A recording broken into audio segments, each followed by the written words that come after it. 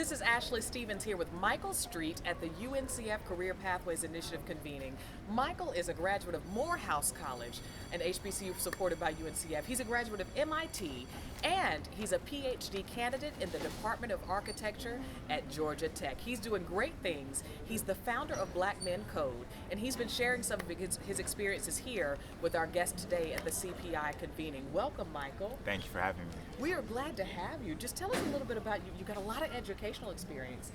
How does that translate into you founding Black Men Code? Well, absolutely. One of the things that brought me back here today was to speak on how prepared I was as a student at both MIT and Georgia Tech, coming out of Morehouse College. And through my experiences and now defending my dissertation this August, I really came to realize that there's really a lack of expectation in the technology industry around African American men and other minorities of color in the industry. And so thankfully, through a lot of self-guided research and problem solving on my own, I was able to develop some curricula around problem solving that I was able to translate into Black Men Code as it exists today. And we work with Morehouse College as a partner, their entrepreneurship center, as well as a number of K-12 institutions providing low-cost coding education for their students. And right now, that's been taking off so well that I've started out on a new venture, actually focusing specifically on reskilling and retraining of individuals in the job market or individuals that are looking for alternative career fields in the IT. And this is South Hill Digital, and we just partner with Black Men Code, and essentially we're looking to fill that gap. So instead of being in the K-12 arena, so if you're a student interested in directly applying your skills to IT or software development, we're interested in providing training and experiences with HBCUs through partnerships that we can make these a reality. Love it. I love it. And did you found Black Men Code while you were in college? Yeah, so actually Black Men Code was founded August 9th, 2015. We had our first event October 16th, 2015. It was actually a panel discussion about K-12 issues and how we can bridge the computer science gap in K-12. And it really came about through a very interesting scenario.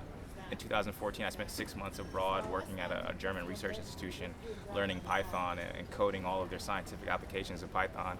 I came back, was working on a project for Oak Ridge National Lab and with a few colleagues, and a mentor of mine at the time mentioned to me, we were going through some code review, and I was telling him there were a lot of issues with some of the code that we were dealing with, and he mentioned that keep doing your job as you're doing. We should not rewrite it as I had suggested because I would not be able to write something better at the time.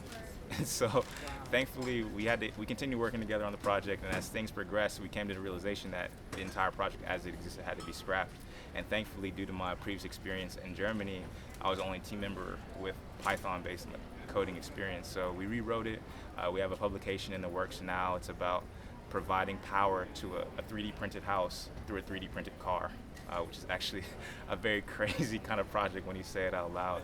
But yes, the 3D Amy printed house project at Oak Ridge National Lab, we partner with SOM Architects, the people that designed the Burj Khalifa Tower. And so through all those experiences, I kind of came to the realization that, we need to reach this training back both to undergraduates as well as to K-12 individuals and provide them with a higher level of training and just put them in situations more of an ecosystem of innovation and entrepreneurship, an ecosystem of problem solving that a lot of HBCUs are trying to put there.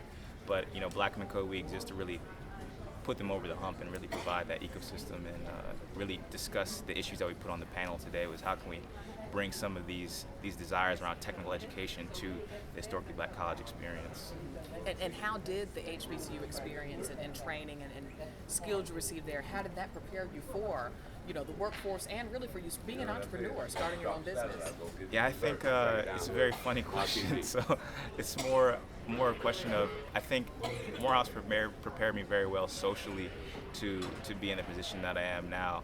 And it was actually the needing to complement those technical skills and outside of the HBCU experience that led me to the successes that I have now. So, it was addition by subtraction, I guess you could say. But by not having everything I needed and having to instill it in myself, it opened up opportunities that I wouldn't have had otherwise.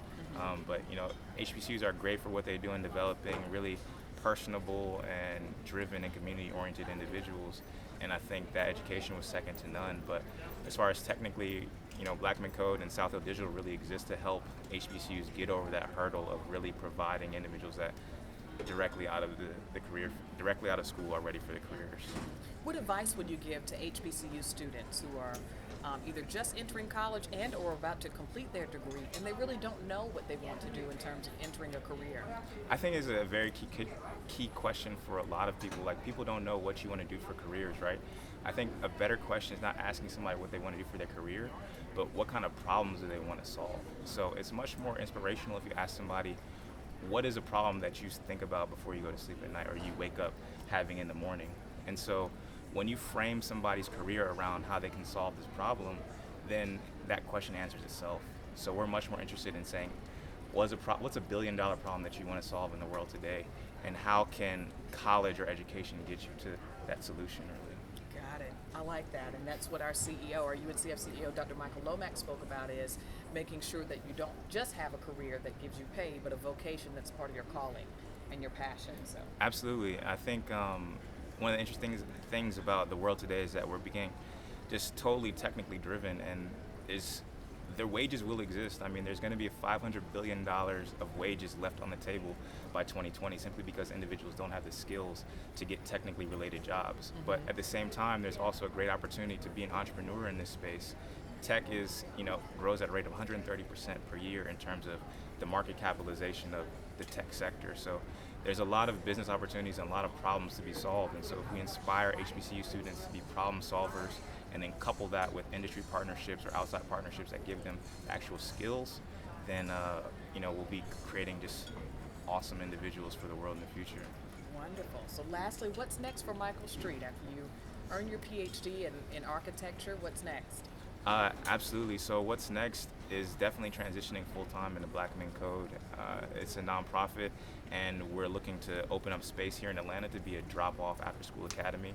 Like I said, we just partnered with South Hill Digital to open this space, and what we want to be is the most technically capable, most inspirational after-school drop-off academy for individuals in K-12. And through that, we hope to really inspire a younger generation in Atlanta to pursue computational thinking as a means to solve their problems in their own community. Great, love it. Well, all the best to you and everything that you're doing to inspire the next generation of coders. Thank you so much. Well.